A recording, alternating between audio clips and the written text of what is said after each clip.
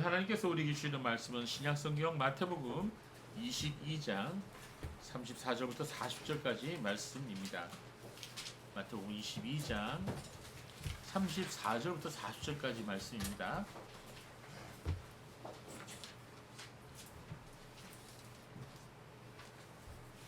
우리 같이 말씀을 한 목소리로 소리를 맞춰서 읽도록 하겠습니다.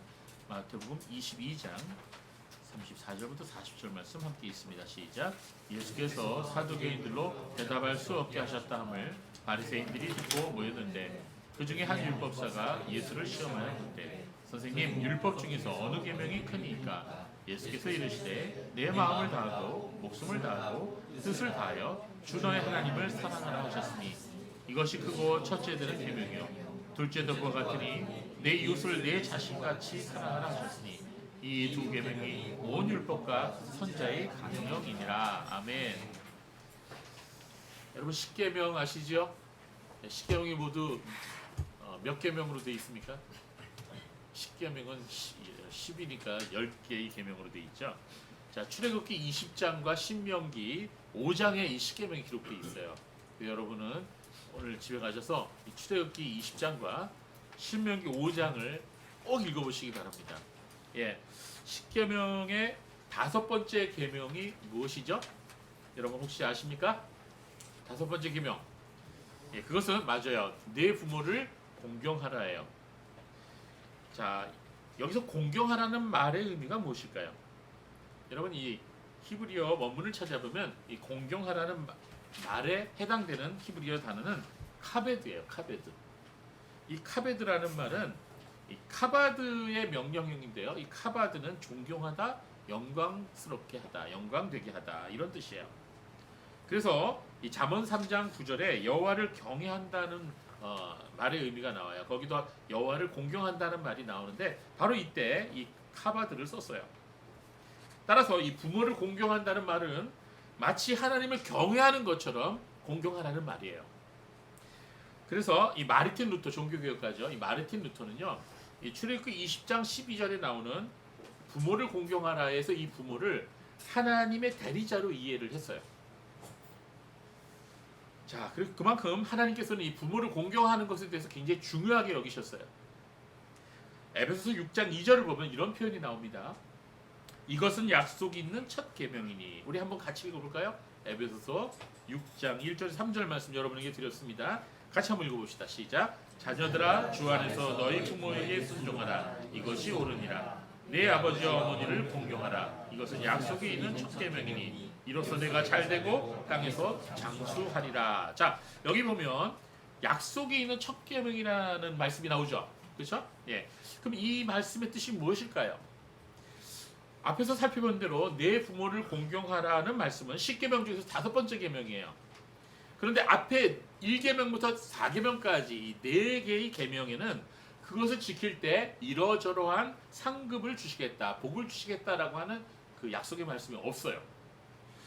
혹시 어떤 사람은 이 계명이 있지 않습니까? 그렇게 말하는 사람이 있는데 이 계명에 나를 사랑하고 내 계명을 지키는 자에게는 천대까지 은혜를 베푸느니라 이런 말씀이 나오는데 이거는요 약속의 말씀이라기보다는 이 하나님이 질투하시는 하나님이다. 이걸 설명하면서 나오는 그런 설명문이다. 이렇게 보는 게 타당합니다. 그렇다면 제5계명이야말로 하나님께서 약속을 주신 첫 계명이 되는 거예요. 그래서 여기 사도 바울이 에베소서 6장 2절에서 너의 아버지와 어머니를 공경하라. 이것은 약속 있는 첫 계명이니 라고 말씀하신 그 말씀이 그런 의미인 겁니다. 예, 그래요. 출애굽기 20장 12절과 신명기 5장 16절에 내 부모를 공경하라. 그리하면이 나와요. 내 하나님 여호와가 내게 준 땅에서 내 생명이 길리라.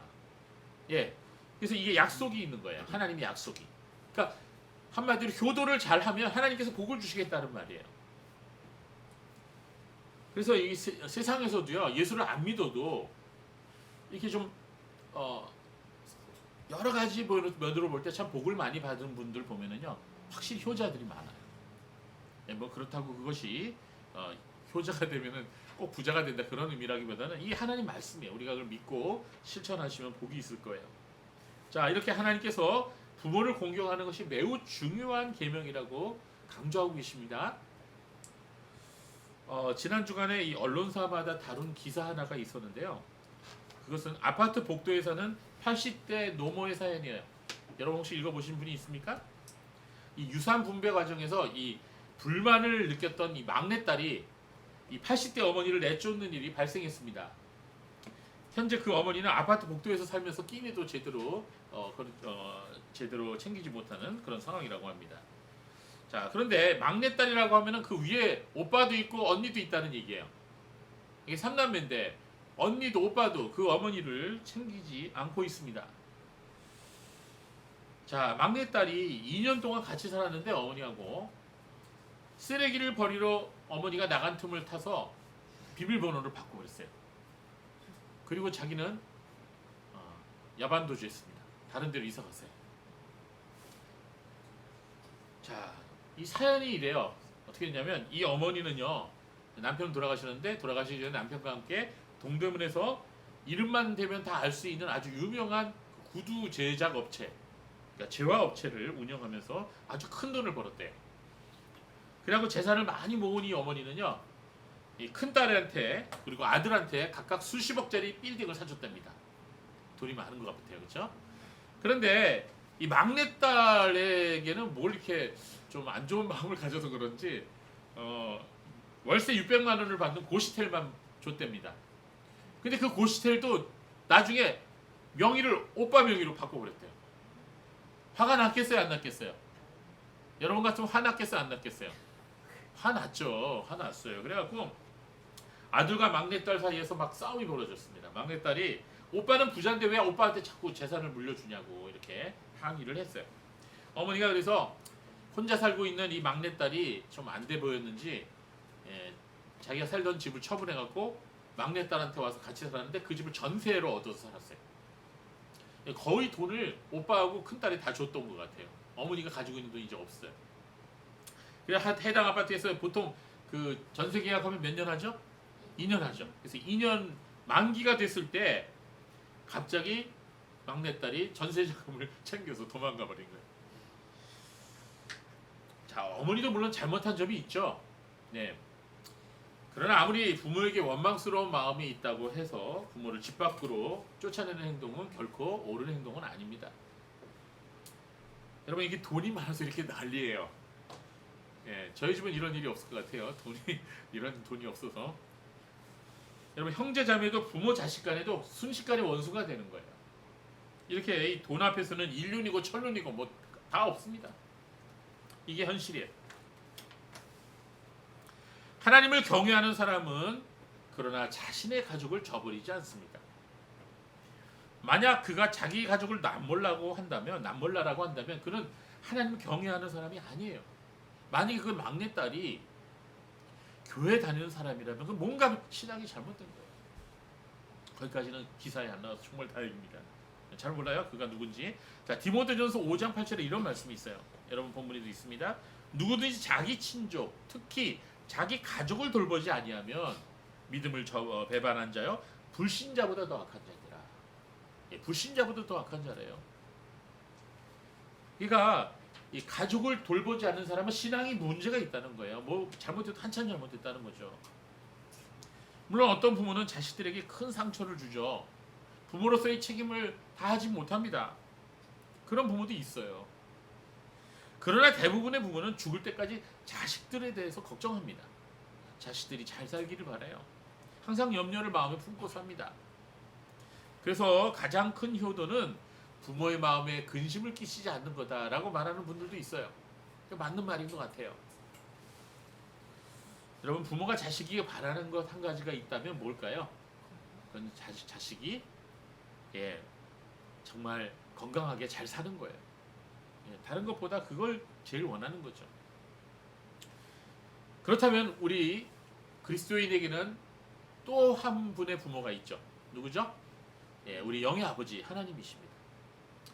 하나님께서는 그분의 자녀들에게 무엇을 요구하실까요? 무엇을 바라실까요? 자, 하나님께서 나에게 바라시는 것, 성도에게 요구하시는 것이 무엇일까? 오늘 한번 함께 생각해 보기 원합니다. 그것은 바로 오늘 본문인 마태복음 22장 34절부터 나오는 예수님과 어느 한 율법사의 대화 중에 나옵니다. 그 답이. 자, 우리 본문을 우리 다시 한번 보겠습니다. 마태복음 22장 35절에 보면 어느 율법사가 예수님께 질문을 던집니다. 마가복음에서는 서기관이라고 말하는데 예수님 시대에 서기관과 율법사는 뭐 넓은 의미에서 같은 사람입니다. 자, 뭐라고 그랬어요? 율법사가 예수님께 어떤 질문을 했죠? 예, 오늘 본문 보세요. 35절에 보니까 율법 중에서 어느 계명이 가장 큰 계명입니까? 여러분 율법이 뭡니까? 10계명과 함께 613가지 율법을 말하죠. 구약에 나오는 모세오경에 나와 있어요. 유대인들은 그 율법을 지켜야 합니다. 그 많은 율법을 하나로 요약하고 축약해보면 무엇이 되냐 이런 질문이에요. 자, 그랬을 때 이 질문에 대해서 예수님 뭐라 하셨죠? 예수님 뭐라 하셨어요? 예, 무엇보다 첫 번째 하나님을 사랑하는 것이 모든 계명 중에서 가장 중요하다. 가장 큰 계명이다. 이렇게 말씀하셨습니다. 그리고 두 번째 계명은 뭐라 그랬어요? 내 이웃을 내 자신처럼 사랑해라. 이렇게 두 가지 답을 주셨어요. 그런데 두 번째 계명을 말씀하시면서 둘째도 그와 같으니 라고 말씀하셨어요. 본문 보세요. 찾았습니까? 네. 둘째도 그와 같으니 39절에 내 이웃을 내 자신과 같이 사랑하라. 여러분 이 둘째도 그와 같으니라는 말에 이 그와 같으니라는 말은 헬라어로요. 호모이아 아우테예요. 호모이아 아우테. 호모이아는 같다라는 뜻이에요. 아우테는 3인칭 여성 대명사예요. 이게 뭘 가리킬까요? 직역하면 그녀와 동일하다 이런 뜻인데 이건 바로 앞에서 말씀하셨던 크고 첫째 되는 계명, 즉 하나님을 사랑한다는 그 계명을 말해요. 그러니까 둘째 계명도 첫째 계명과 똑같다는 거예요. 예, 즉 예수님께서 말씀하신 것은 첫째 계명과 둘째 계명이 서로 분리되어 있는 게 아니라 서로 연결되어 있다는 거예요. 그만큼 서로 같이 중요하다는 겁니다. 하나님을 사랑하는 것과 이웃을 사랑하는 것은 분리된 것이 아니라는 거예요. 서로 연결되어 있는 하나의 계명이라는 거예요. 여러분 예수님 당시나 지금이나 하나님을 사랑한다고 말하면서도 이웃을 무시하고 이웃에게 무례하게 행동하는 사람들이 있어요. 교회에 꼭 그런 사람들이 있어요. 우리 교회는 없어요. 그러나 그런 사람의 하나님 사랑은 거짓 사랑일 경우가 많습니다. 진정으로 하나님을 사랑하는 사람은요 이웃도 사랑하게 돼 있어요. 이게 굉장히 중요한 얘기예요. 하나님을 진심으로 경외하는 사람은 부모도 경외하게 돼 있어요. 그래서 진정한 성도는 불효자가 아니에요. 그렇습니다. 가장 큰 계명은 바로 사랑이에요. 맞습니다. 하나님께서는 성도에게 바라시는 것이 있는데 그것은 바로 사랑이에요. 하나님을 사랑하고 이웃을 내 자신처럼 사랑하는 것, 그게 하나님께서 성도에게 바라시는 거예요. 성도 여러분, 여러분 거듭났다고 여러분 자신이 거듭났다고 생각하십니까? 여러분이 거듭남에 대한 확신이 있으십니까? 그렇다면 무엇을 가지고 우리가 거듭난 것을 알 수 있을까요? 참 그 질문을 하면 저도 두려워요. 여러분, 이 거듭난 것에 대해서 하나 분명한 표징이 하나 있는데 그것은 바로 내가 진정으로 하나님을 사랑하는가예요. 이 거듭난 사람의 열매 중에 가장 중요한 것이 바로 하나님 사랑입니다. 하나님을 사랑하느냐, 이것이 거듭난 사람이냐 아니냐를 구별할 수 있는 가장 중요한 표지라는 거예요. 이 본래 타락한 인간의 마음속에는요 하나님 두기를 싫어합니다. 하나님 가까이 하려고 하지 않아요. 기도하는 것도 부담스럽고 힘들어요. 원래 타락한 인간은 원래 마음이 그래요. 거듭나지 못한 사람은 그러니까 하나님을 진정으로 사랑할 수 없습니다. 그건 불가능합니다.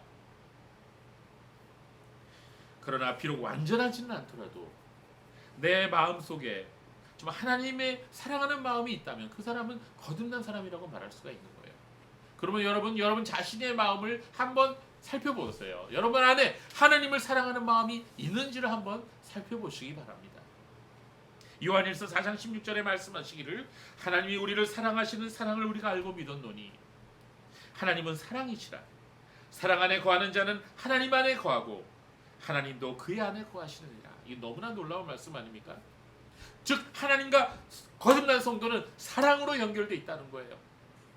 뗄래야 뗄 수 없다는 거예요. 고린도전서 8장 3절에서도 또 누구든지 하나님을 사랑하면 하나님 그 사람은 하나님도 알아주시느니라. 예, 하나님이 어떤 사람을 알아주셔요? 하나님을 사랑하는 자를 알아주셔요. 이와 마찬가지로 거듭난 성도인지를 알 수 있는 중요한 표지가 하나 더 있는데 그것은 바로 성도를 사랑하느냐, 이웃을 사랑하느냐예요. 이것도 매우 중요합니다. 이 거듭난 성도는요, 성도와 함께 만나서 교제 나누는 걸 굉장히 소망하고 좋아합니다. 그래서 여러분이 주일날 하나님 앞에 나가서 예배드릴 그 기대를 가지고 여러분 주일날 오시죠? 아니요? 그럼 끌려와요? 어쨌든 간에 여러분이 주일날 하나님 앞에 예배드리러 오시는데 또 한편으로는 성도들을 만날 그 기쁨으로 그 기대를 가지고 오는 거잖아요. 예, 맞습니다. 성도와 함께 하나님을 예배하고 하나님의 은혜에 대해서 서로 간증하고 격려하고 기도해주고 함께 떡을 떼고 이것이 바로 큰 기쁨과 보람으로 생각하는 것이 성도의 기쁨이에요. 그러나 비록 교회에 출석한다 하더라도 거듭나지 않은 사람은 다른 목적을 가지고 교회에 나옵니다. 몸은 예배당 안에 들어올 수 있지만 마음은 딴 데가 있어요. 마음은 세속적인 것에만 관심이 가 있어요. 이런 사람들 중에는 교회 안에서 자신이 인정받기를 원해요. 모든 시선이 자신에게 집중되기를 바라는 그런 사람들이 많아요. 그러다가 그게 안 되면 삐지는 거죠. 그러나 진정으로 거듭난 사람은요, 성도들 가운데서 어떻게 합니까? 섬깁니다. 요한일서 4장 11절 12절에 이렇게 말씀하고 있습니다. 사랑하는 자들아, 우리가 이게 중요하니 같이 읽읍시다. 하나님이 이같이 우리를 사랑하셨은즉 우리도 서로 사랑하는 것이 마땅하도다. 어느 때나 하나님을 본 사람이 없으되 만일 우리가 서로 사랑하면 하나님이 우리 안에 거하시고 그의 사랑이 우리 안에 온전히 이루느니라. 예, 그의 사랑이 우리 안에 온전히 이룬대. 어떤 때? 우리가 서로 사랑할 때. 요한일서 4장 20절과 21절에도 마찬가지로 누구든지 하나님을 사랑한다고 말하면서 그 형제를 미워하면 이는 거짓말하는 자니. 하나님 사랑과 형제 사랑은 뗄 수 없다는 얘기예요. 보는 바 그 형제를 사랑하지 아니하는 자는 보지 못하는 바 하나님을 사랑할 수 없느니라. 너무나 분명합니다. 우리가 이 계명을 주께 받았으니 하나님을 사랑하는 자는 또한 그 형제를, 그 자매를 사랑할지니라. 굉장히 중요한 말씀입니다. 그러므로 오늘 이 시간 진정 내 안에 하나님을 사랑하는 마음이 있는지 살펴보시기 바랍니다. 성도를 사랑하는 마음이 내 안에 있는지를 여러분 점검해 보시기 바랍니다. 매우 중요한 문제예요, 여러분. 사도 바울은 고린도전서 13장 13절에 매우 유명한 말씀이죠. 그러죠. 믿음, 소망, 사랑 이 세 가지는 항상 있을 것인데 그 중에 제일은 사랑이니라. 이렇게 말씀했습니다. 그래서 저는 오늘 말씀의 제목을 사랑은 모든 것을 완성한다라고 제목을 정했습니다. 사랑은 모든 것의 완성입니다. 로마서 13장 8절에서 10절에도 아주 중요한 말씀을 사도 바울이 하고 있습니다. 우리 한번 읽어봅시다. 시작. 피차 사랑의 비도에는 아무에게든지 아무 빚도 지지 말라. 남을 사랑하는 자는 율법을 다 이루었느니라. 간음하지 말라, 살인하지 말라, 도둑질하지 말라, 탐내지 말라 한 것과 그 외에 다른 계명이 있을지라도 내 이웃을 내 자신과 같이 사랑하라 하신 그 말씀 가운데 다 들었느니라. 사랑은 이웃에게 악을 행하지 아니하나니 그러므로 사랑은 율법의 완성이니라. 아멘. 이 무슨 말이에요? 간음하는 사람은 이웃을 사랑하지 않기 때문에 간음하는 거예요. 살인하는 사람은 이웃을 사랑하지 않기 때문에 살인하는 거예요. 도둑질하는 사람은 이웃을 사랑하지 않기 때문에 도둑질하는 거예요. 그 말은 거꾸로 뒤집어 보면 하나님을 사랑하는 마음이 없어서 그런 거예요. 그러므로 진정으로 하나님을 사랑하며 이웃을 사랑하는 사람은 모든 계명을 지키도록 돼 있다는 그런 말씀입니다. 그래서 우리는 우리 안에 진정한 사랑이 온전케 되기를 하나님 앞에 날마다 기도해야 돼요. 이것은 율법적인 신앙을 얘기하는 게 아니에요. 진정한 믿음의 열매를 얘기하는 거예요.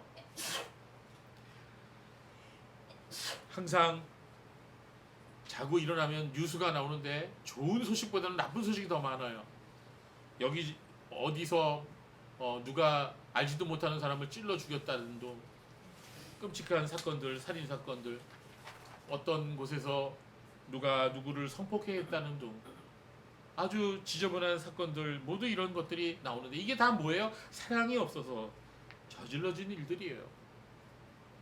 인간 사이 수많은 문제들과 비극들이 다 사랑이 없거나 그 사랑이 변질되어서 생기는 거예요. TV 드라마나 영화, 그리고 노래, 이런 것들 보면요, 정말 가장 많은 주제가 뭐예요? 사랑이죠. 네, 가장 많은 주제가 사랑이에요. 그런데 세상은 왜 이럴까요?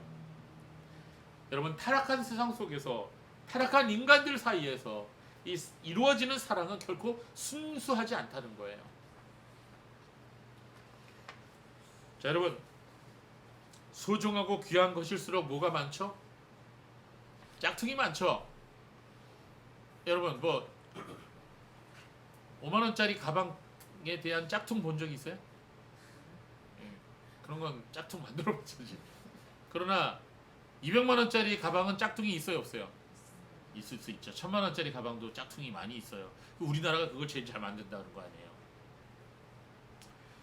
교회 안에서도 이처럼 유사 그리스도인, 즉 가라지가 있을 수 있어요. 교회 안에는 세 종류의 사람들이 존재합니다. 첫 번째는 거듭난 사람, 두 번째는 아직 거듭나지 않은 사람, 앞으로 거듭날 거예요. 세 번째는 가라지가 있어요. 가라지. 여러분, 이 가라지는요, 구원과 상관없는 사람이에요. 내가 혹시 가라지가 아닌가, 그거 걱정할 필요는 없습니다. 여러분, 가라지는요, 말씀을 아무리 들어도 자기가 죄인이라는 사실을 못 깨닫습니다. 그러나 성령께서 역사하시면 내가 죄인이라는 걸 알아요. 하나님 앞에 회개하게 됩니다. 성령께서 역사하셔서 그를 물과 성령으로 거듭나게 하실 것입니다. 여러분, 우리가 겉으로 보면 매우 신실하게 보이고 매우 열정적인 믿음의 모습을 보여주지만 하나님 보시기에는 거짓된 가짜 믿음일 수가 있다는 거예요. 마찬가지로 사랑도 거짓된 사랑이 있을 수 있어요. 사도 바울은 이에 대해서 고린도서 13장에 매우 자세하게 설명하고 있습니다. 여러분도 아시는 것처럼 고린도 13장은 사랑장이죠. 처음부터 마지막 절까지 사랑에 대해서 말씀하고 있어요. 사도 바울은 여기서 사랑이 무엇이다 라고 말하기 이전에 사랑은 무엇이 아니다 라고 먼저 정의를 합니다. 어떤 면에서 사랑은 모든 거짓된 믿음과 그리고 거짓된 행위와 거짓된 종교적 열심을 걸러내는 거름망 같은 그런 역할을 하는 거예요. 유사 사랑, 거짓된 사랑, 잘못된 사랑이 얼마든지 있을 수 있다는 거예요. 여러분, 이단이 왜 이단이죠? 예, 처음부터 다 똑같은데 마지막에 가서 틀려요. 그게 이단이에요. 끝이 다른 거예요. 다를리 끝단. 사랑이 진정한 사랑, 하나님께서 인정하시는 사랑인지 알려면 끝까지 가봐야 돼요. 세상은 지금 거짓된 사랑, 변질된 사랑, 왜곡된 사랑으로 가득 차 있습니다. 자, 제가 오늘 여러분에게 나눠드린 말씀 그 종이에 그 거짓된 사랑에 대해서, 잘못된 사랑에 대해서 5가지를 적어놨어요. 1번 같이 읽어볼까요? 시작. 은사도, 능력도, 지식도, 열정도, 심지어는 겉으로 대단해 보이는 믿음일지라도 사랑과 아무런 상관이 없을 수 있다. 고린도서 1장 13장 1절 3절의 말씀, 이것을 자세하게 말씀해주고 있습니다. 한번 읽어봅시다. 시작. 내가 사람의 방언과 천사의 말을 할지라도 사랑이 없으면 소리나는 구리와 울리는 꽹과리가 되고, 내가 예언하는 능력이 있어 모든 비밀과 모든 지식을 알고 또 산을 옮길 만한 모든 믿음이 있을지라도 사랑이 없으면 내가 아무것도 아니오. 내가 내게 있는 모든 것으로 구제하고 또 내 몸을 불살하게 내어줄지라도 사랑이 없으면 내게 아무 유익이 없느니라. 아멘. 여기서 말하는 거는요, 예수님이 말씀하시는 거하고 너무나 같아요. 너희가 내 이름으로 귀신을 쫓아내고 내 이름으로 이적을 행하고 내 이름으로 선지자 노릇을 했다고 너희가 천국에 들어올 수 있는 줄 아느냐. 불법을 행하는 자들아 저리로 가라. 그리고 예수님이 꾸짖으시죠. 여러분, 진정 사랑의 열매는 거듭남의 열매이며 하나님 자녀된 표징입니다. 여기서 3절에 보니까 내게 있는 모든 것으로 구제하고 내 몸을 불사르게 내어줄지라도라고 하는 말이 있죠. 이거 대단한 거 아닙니까? 그런데 다른 성경에서 이렇게 번역하고 있네요. 내가 자랑하려고 내 몸을 내준다 하더라도. 그러니까 뭡니까? 이런 모든 겉으로 보기에 믿음 좋고 대단한 행위들과 그런 것들이 그 마음의 동기가 잘못되어 있다는 거죠. 그래서 우리가 보통 사랑이라고 생각하고 사랑이라고 말하는 것들 중에는 사랑이라는 가면을 쓴 욕망일 경우가 종종 있다는 거예요. 꽤 많다는 겁니다. 예, 그렇습니다. 우리가 누군가를 사랑한다고 생각하고 있을 때 사실은 우리 자신이 만들어 놓은 이미지를 사랑하는 경우가 많아요. 그래서 예를 들어서 어떤 총각이 어떤 처녀에게 I love you 그렇게 얘기하고 결혼했다고 칩시다. 예. 그런데 결혼하고 뚜껑을 열어보니까 아유 내가 싫어하는 거 투성이야. 어떻게 됩니까? 사랑이 식어. 어떻게 헤어집시다 우리. 뭐 이렇게 나오는 거예요. 그게 요새 세태 아닙니까? 우리가 사랑한다고 생각한 그 사람의 허물이 보이는 순간 우리의 사랑의 꿈이 깨지고 우리의 사랑이 변질되는 거예요. 그렇다면 그게 진정한 사랑일까요? 예, 세상에서는 사랑이 그래요. 그러나 하나님께서 말씀하시는 사랑은 그때부터 시작되는 거예요. 허물이 보이고 정말 내가 싫어하는 부분이 보이고 부족한 부분이 보일 때 그때부터 진정한 사랑이 필요한 거예요. 그러나 세상의 사랑은 어떻습니까? 더 나아가 내 자신의 욕망을 채우고 난 다음에는 사랑인 줄 알았던 내 감정이 금방 식어버리고 내 안에 있던 이기심이 겉으로 드러나게 돼요. 여러분 여기에 대해서는 제가 나중에 더 자세하게 한 주 말씀드릴 때가 있을 것입니다. 여러분 사랑이라고 하는 것은 3번 조건을 걸지 않습니다. 무조건적이에요. 사랑은 자기중심적이지 않습니다. 고린도전서 13장 4절에서 7절까지 바울사도는 진실은 사랑의 모습에 대해서 구체적으로 묘사하고 있습니다. 우리 한번 이것도 한번 읽어볼까요? 4절부터 7절 시작. 사랑은 오래 참고 사랑은 온유하며 시기하지 아니하며 사랑은 자랑하지 아니하며 교만하지 아니하며 무례히 행하지 아니하며 자기의 유익을 구하지 아니하며 성내지 아니하며 악한 걸 생각지 아니하며 불의를 기뻐하며 아니하며 진리와 함께 기뻐하고 모든 것을 참으며 모든 것을 믿으며 모든 것을 바라며 모든 것을 견디느니라. 요 구절이 너무 좋아서요. 믿지 않는 사람들도 이거 가지고 그 노래를 부르잖아요. 그럼 한번 물어봅시다, 여러분. 가사는 참 좋은데 이대로 실천하고 삽니까? 여러분 자신은 어때요? 저도 이거 다 걸리더라고요, 다. 여러분 성낸 적 있어요, 없어요? 사랑이 없습니다. 교만한 적 있어요, 없어요? 사랑이 없습니다. 무례히 행한 적이 있어요, 없어요? 사랑이 없네요. 다 빠꾸야, 다 불합격이야. 이런 면으로 보니까 이 말씀들을 사람의 힘으로는 실천을 할 수가 없어요. 저의 노력으로는 발버둥 쳐도 아무리 발버둥 치고 노력해도 이 말씀 실천할 수가 없어요. 그래서 하나님 앞에 기도합니다. 하나님 나에게는 사랑이 없어요. 전 이기적인 존재예요. 진정한 사랑은 사람의 힘으로 할 수 있는 게 아니에요. 여러분 참된 사랑은요. 거듭난 성도가 하나님의 사랑 가운데서 성령의 능력을 힘입어야지만 할 수가 있는 거예요. 이게 굉장히 중요한 사실입니다. 여러분 이 세상의 사랑이 거짓된 사랑이 잘못된 사랑이 왜 잘못되는 줄 아십니까? 그것은 바로 하나님을 향한 사랑이 아니고 그 대상이 잘못됐기 때문인 것입니다. 많은 사람들이 예수님께로 나와요. 예수님 시대 때도 그랬어요. 저마다 영생 얻기를 사모합니다. 지금도 마찬가지예요. 그러나 많은 사람들이 자신들이 제일 사랑하는 것을 끝까지 포기하지 않고 뒤로 감추고 꼭꼭 숨기고 있어요. 그리고 주님을 사랑하기 원한다고 말은 해요. 열심을 내고 주님을 위해 살겠다고 다짐까지 합니다. 그러나 그것은 스스로를 속이는 거예요. 누가복음 18장에 나오는 부자 청년의 예가 바로 그런 것입니다. 그는 예수님께 나와서 이렇게 질문했어요. 선한 선생님이여 내가 무엇을 하여야 영생을 얻으리이까? 그 청년도 영생을 얻기를 사모했어요. 예수님께서 이렇게 대답하셨습니다. 20절에 내가 계명을 안 하니 간음하지 마라, 살인하지 마라, 도둑질하지 마라, 거짓 증언하지 마라, 내 부모를 공경하라. 뭐예요? 십계명 아닙니까? 계명 지키라는 거죠. 그랬더니 청년이 뭐라 그랬어요? 21절에 이것은 내가 어렸을 때 다 지켰어요. 잘했죠 예수님.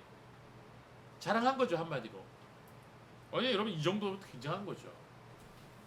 그러나 21절에 보니까 예수님께서 이 말을 들으시고 이르시되 내게 아직도 한 가지 부족한 것이 있으니 너에게 있는 재산을 다 팔아서 가난한 자들에게 다 나눠주고 그리고 너는 와서 나를 따르라.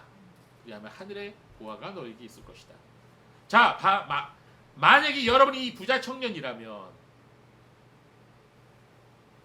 여러분은 어떻게 하시겠습니까? 예수님 말씀에 따르겠어요? 아니면 이 부자 청년처럼 이 말씀을 듣고 근심해서 돌아가겠습니까? 어떻게 하시겠어요 여러분? 자신 없죠? 이 부자 청년이 재산이 얼마인지 모르겠는데 한 100조 있다고 칩시다.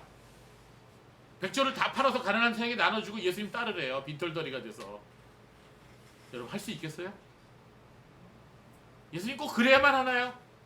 제가 1조 정도 내놓을게요. 99조는 좀 나중에 좋은 일에 쓸 테니까 걱정하지 마시고 다 내놓으란 말 하지 마세요. 여러분 이 말씀 오해해서는 안 됩니다. 여기서 중요한 거는 예수님이 그 청년의 중심을 보셨어요. 그 마음 중심에 돈을 사랑하는 마음이 있었어요. 하나님보다. 그래서 예수님이 그 말씀하신 거예요. 네가 진실로 영생을 얻기 원하느냐? 네가 진실로 내 제자가 되기를 원하느냐? 너의 그 우상부터 버려라. 여러분 우리는 여기서 잘못된 사랑을 봅니다. 그 부자 청년이 사랑한 것은 영생도 아니었고 하나님도 아니었어요. 그 부자 청년이 사랑한 것은 자신의 재물뿐이었습니다. 성경은 돈을 사랑함이 일만하게 뿌리라고 말씀하셨죠. 돈을 사랑하는 사람은 정욕적이고 이기적이고 그리고 사랑을 진정한 사랑을 할 수가 없습니다. 모든 것을 돈으로 가치 매기거든요. 마태복음 6장 24절에 말씀하시기를 한 사람이 두 주인을 섬기지 못할 것이니 혹 이를 미워하고 저를 사랑하거나 혹 이를 중히 여기고 저를 경히 여김이라.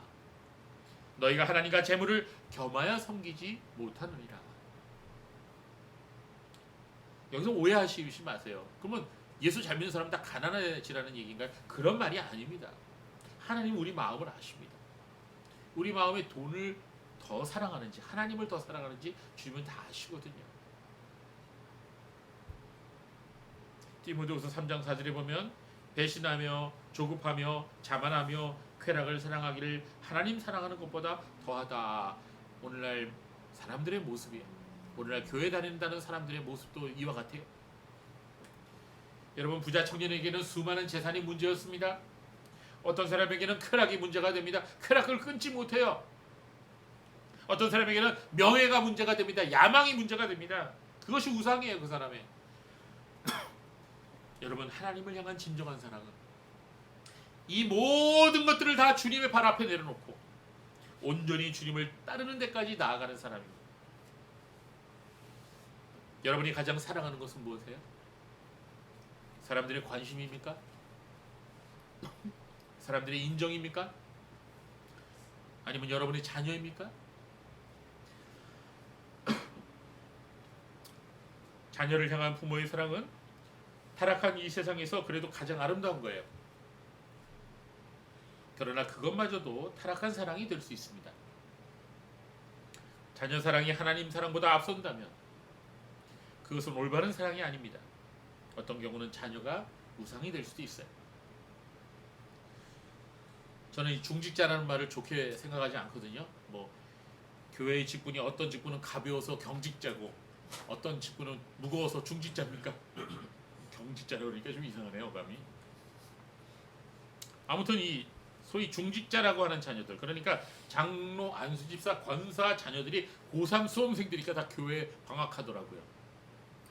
큰 교회 가면 그런 일도 되게 많이 봐요. 고3 때 아예 안 보여. 코빼기도 안 보여. 너 어머니 누구냐? 그랬더니 어느 장로님이 어느 저기 권사님이래. 아버지는 뭐 장로님이래. 왜 안 나오냐? 그랬더니 엄마 아빠가 고3 때는 예배를 나가지 말고 집에서 드리래요.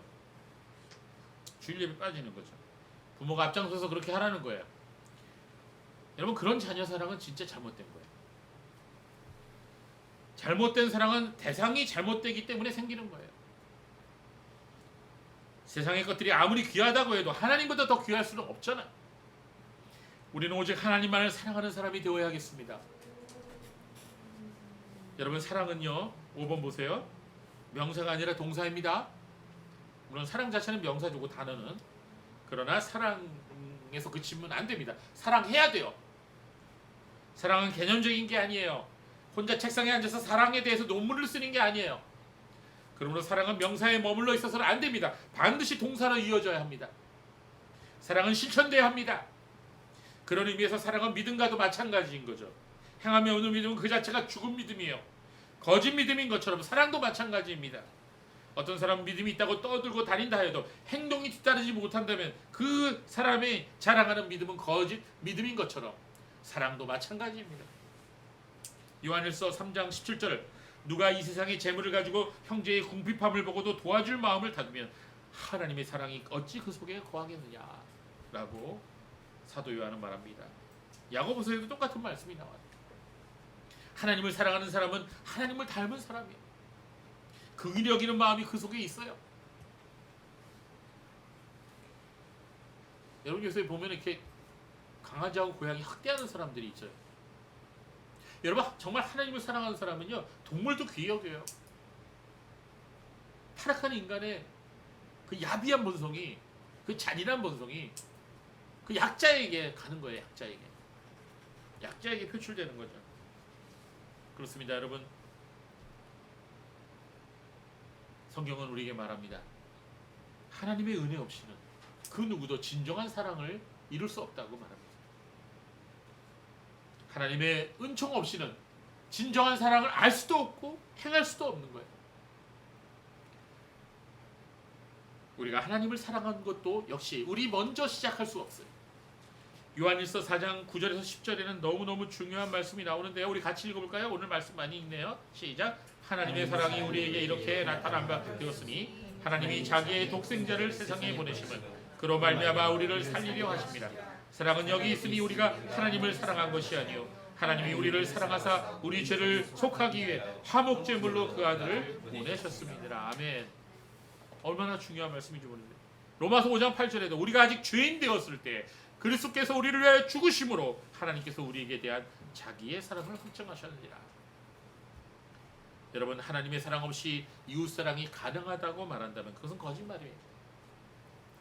가능하다고 해도 그것은 인간의 자기 의에 불과합니다. 그 사랑은 조건과 환경에 따라 언제든지 변화되고 부패될 수 있는 사랑이에요. 하나님의 은혜를 받은 사람만이 진정으로 거짓 없이 하나님을 사랑할 수 있고, 하나님을 진심으로 사랑하는 사람만이 이웃을 진정으로 섬기고 사랑할 수 있다고 성경은 말합니다. 요한일서 4장 7절 8절에 사랑하는 자들아 우리가 서로 사랑하자. 사랑은 하나님께 속한 것이니 사랑하는 자마다 하나님께로부터 나서 하나님을 알고 사랑하지 아니하는 자는 하나님을 알지 못하나니 이는 하나님은 사랑이심이라. 그렇기 때문에 하나님께서 성도에게 요구하시는 것은 다른 거 없어요. 오직 사랑 그거 하나입니다. 요한복음 21장을 보면 예수님은 자신을 3번이나 부인한 누구죠? 베드로죠. 이 베드로와 제자들을 찾아오십니다. 예수님은 이 부활하셔서 죽을 몸이 아닌 영체를 가지셨기 때문에 완전한 몸으로 제자들 앞에 나타나시고 그 상태에서 제자들과 함께 식사를 함께 나누셨어요. 그리고 베드로에게 이렇게 물으십니다. 요한의 아들 시몬아, 내가 이 사람들보다도 나를 더 사랑하느냐? 갑작스러운 질문에 베드로가 당황합니다. 그리고 이렇게 대답합니다. 주여 그러하외다. 내가 주를 사랑하는 줄 주께서 아십니다. 그러자 주님께서 이렇게 말씀하십니다. 그러면 내 어린 양을 먹여라. 이게 무슨 말이에요? 교회를 부탁한 거죠. 베드로야, 내 교회를 네가 섬겨라. 그런데 이 예수님과 베드로의 대화는 너무나 유명한 대화죠. 예수님께서 이렇게 한 번 물으신 게 아니고 세 번이나 똑같은 질문을 반복해서 물으셨다는 거예요. 바요나 시몬아 내가 나를 사랑하느냐 하고 세 번이나 반복해서 물으신 거예요. 이에 대해서 베드로는 이전 같으면 주님 제가 주님을 사랑하고 말고요 이렇게 대답했을 텐데 세 번 다 간접화법으로 주님 내가 주님을 사랑하는 줄 주님이 아십니다 이렇게 돌려 말했어요. 베드로가 예수님 세 번 부인하고 나서 그냥 굉장히 겸손해진 거죠. 자신이 없어진 겁니다. 한마디로. 자, 여기서 우리말 성경은 예수님도 베드로 다 사랑이라는 단어를 사용하죠. 그런데 헬라어 원문을 보면요 굉장히 흥미로운 걸 발견할 수가 있어요. 여러분 우리나라 말로 사랑이 한 종류의 단어인데요 헬라어에는 네 가지 종류의 사랑 단어가 따로 있어요. 아가페, 필레오, 스톨케, 그 다음에 여러분이 좋아하는 에로스. 이게 그 헬라어에는 이 사랑이 네 가지가 있습니다. 자, 예수님이 시몬아 내가 나를 사랑하느냐라고 했을 때 어떤 단어를 사용하셨을까요? 네, 아가파스메 이렇게 부르셨어요. 아가페를 사용하셨습니다. 아가페는 완전한 사랑, 하나님의 사랑, 희생적인 사랑이에요. 그런데 내가 주를 사랑하는 줄 주께서 아십니다 라고 했을 때 베드로의 대답에는 어떤 단어가 사용됐을까요? 감히 아가페를 사용 못했어요. 네, 필로세, 필레오를 사용했어요. 이거는 친구들끼리 사랑입니다. 하나님 내가 주님을 아가페로 사랑할 수 없습니다. 나는 자신이 없어요. 나는 주님을 세 번이나 부인했어요. 그렇지만 나는 주님을 필레오라도 사랑하겠습니다. 이렇게 고백한 겁니다. 예수님이 두 번이나 아가파스메라고 부르셨어요. 시몬아 내가 너를 정말로 사랑하느냐. 그때마다 베드로는 내가 주님을 필레오합니다. 그것을 주님이 아십니다. 이렇게 대답했어요. 그러자 예수님이 세 번째 뭐라고 물으셨느냐. 요한의 아들 시몬아 내가 나를 사랑하느냐. 이번에는 예수님도 필레이스메라고 필레오를 사용하셨습니다. 그래서 베드로가 세 번째 똑같이 필로세 내가 주님을 사랑합니다 라고 대답했습니다. 자, 여러분 여기서 이 말씀 묵상하면서 제가 느낀 게 있어요. 주님께서는 우리에게 완벽한 사랑을 요구하시는 게 아니구나. 비록 부족해도 완벽한 사랑이 아니래도 내 마음의 진실한 중심에 거짓 없는 사랑을 주님이 원하시는구나. 때로는 우리는 주님 말씀을 지키지 않고 죄를 짓기도 하죠. 넘어지기도 하고 의심도 합니다. 주님보다 세상을 더 사랑할 때도 있어요. 그러나 그럴 때마다 우리 회개하고 주님께로 나옵시다. 그리고 주님 내가 부족해서 이랬어요. 주님 도와주세요. 내가 진심으로 주님을 사랑할 수 있도록 도와주세요 라고 우리는 기도할 수 있습니다. 이전에 제가 영어 찬양을 듣는데 이런 가사가 나오더라고요. More love, more power. 이거 계속 반복돼요. More love, more power. 네, 사랑을 더 하면 할수록 더 큰 능력이 주어진다는 거죠. 그렇습니다. 우리가 주님의 사랑을 더욱 알아갈수록 우리의 믿음 생활은 더 굳건해질 것입니다. 우리가 주님을 더 사랑할수록 이전보다 더 큰 능력으로 주님을 섬기게 될 것입니다. 그리고 이전보다 더 큰 능력으로 죄를 이기고 승리하게 될 것입니다.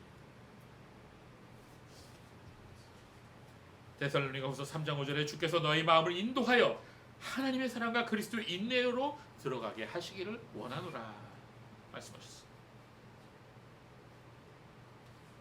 유다서 1장 21절에 하나님의 사랑 안에서 자신을 지키며 영생에 이르도록 우리 주 예수 그리스도의 긍휼을 기다리라 이렇게 말씀하셨습니다. 저는 이번에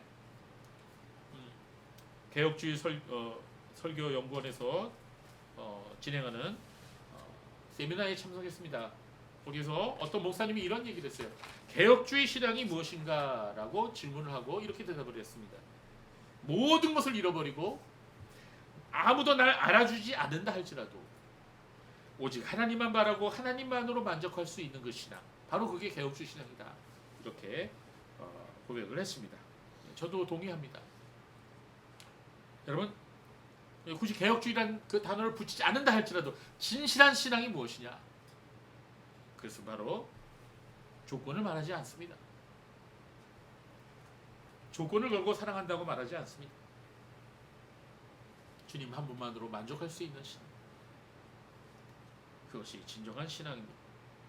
요한일서 4장 19절에 이런 말씀이 있습니다. 우리가 사랑하면 그가 먼저 우리를 사랑하셨습니다. 그가 먼저, 예수님이 먼저 우리를 사랑하셨습니다. 하나님께서 날 먼저 사랑하셨다는 거예요. 우리가 부르는 많은 찬양 중에 이 가사가 나와요. 이 말씀 안에 모든 게 담겨 있습니다. 사랑받을 만한 아무런 자격도 없는 내가, 마땅히 버림받아야 할 내가, 온 세상의 주인이신 만군의 여호와께서 나를 사랑하신다는 이 사실, 나 같은 죄인을 구원하시기 위해 사랑하는 독생자를 보내셔서 십자가 위에서 고통당하고 죽게 하시고 그리고 부활하게 하신 그 하나님의 사랑, 이보다 더 큰 사랑이 어디 있겠습니까? 우리가 하나님의 사랑을 이해하고 깨닫는 만큼 우리의 예배는 더 깊어질 것입니다. 우리의 헌신은 더 크게 풍성해질 것입니다. 그러므로 우리가 하나님의 사랑을 더 깊이 깨닫고 경험하기 위해 은혜의 수단을 부지런히 사용해야 돼요. 여러분 이 찬송 아시죠? 그 크신 하나님의 사랑 말로 다 형용 못하네. 아시죠? 예. 이 곡을 작사 작곡하신 분은요, 브레덱 레만이라는 목사님이에요. 1868년에 태어나셔서 1953년에 돌아가셨어요. 그 크신 하나님의 사랑 말로 다 형용 못하네. 저 높고 높은 별을 넘어 이 낮고 낮은 땅 위에 죄법한 영혼 구하러 그 아들 보내사 화목제물 삼으시고 죄 용서하셨네. 하나님 크신 사랑 측량 다 못하네. 영원히 변치 않는 사랑 성도여 찬양하네. 너무나 좋죠? 근데 3절 가사는 이렇게 시작하죠. 하늘을 두루마리 삼고 바다를 먹물 삼아도 하나님은 하나님의 사랑 다 기록할 수 없겠네. 그런데 이 3절 가사에는 사연이 있어요. 레만 목사님은 주로 시골 교회에서 목회를 하셨는데 교회가 작으니까 그 심무하는 그 교회에서 사례를 줄 수가 없었어요. 그래서 생활이 안 되니까 항상 그 가족들의 생계비를 벌기 위해서 닥치는 대로 이런 일 저런 일을 하셨답니다. 목사님이 한때 치즈 공장에서 일을 하셨는데 어느 날 사모님께서 도시락을 주셨대요. 자기 이거 가서 까먹어. 그런데 그 도시락통을 열어보니까 왜 쪽지가 하나 있더래요. 거기 뭐라고 적혀있냐면 바다가 다 먹물이고 하늘이 두루마인 나르인들 하나님 사랑을 기록할 수 없겠네. 이게 원래 유대인들의 찬송시인데 사모님이 이거 보고 너무 감격을 해갖고 목사님한테 그 쪽지를 적었고 그 시를 넣어 도시락통에 넣은 거예요. 아, 목사님이 그냥 이 시를 읽고 너무나 감동을 받아갖고는요, 그날 저녁에 퇴근해갖고 찬송시를 쓴 게 바로 오늘 이 찬송입니다. 하늘을 두루마리 삼고 바다를 먹물 삼아도 한없는 하나님의 사랑 다 기록할 수 없겠네. 하나님의 크신 사랑 그 어찌 다 쓸까? 저 하늘 높이 쌓아도 채우지 못하리. 그렇습니다. 우리 성도들은 하나님의 사랑으로 인하여 사는 것입니다. 하나님의 사랑으로 이웃을 사랑하고 하나님의 사랑으로 교회를 섬깁니다. 하나님의 사랑으로 복음을 전하는 겁니다. 그렇습니다. 사랑은 모든 것의 완성이에요. 성도의 사랑을 온전하게 하시는 분은 하나님이십니다. 그러므로 우리는 말씀을 통해서, 기도를 통해서 하나님께서 우리에게 주신 은혜의 수단을 부지런히 사용하여 하나님의 사랑을 우리가 경험해야 되는 것입니다. 하나님께서 우리에게 요구하시는 것은 오직 사랑뿐입니다. 우리가 사랑할 때 더욱 힘이 생깁니다. 더욱 사랑할수록 더 큰 능력이 주어지는 것입니다. 여러분의 마음속에, 삶 속에 우리 그루터기 교회 안에 이와 같은 하나님의 사랑이 더욱더 날마다 더욱더 충만하기를 간절히 기도하였으면 좋겠습니다. 기도하겠습니다.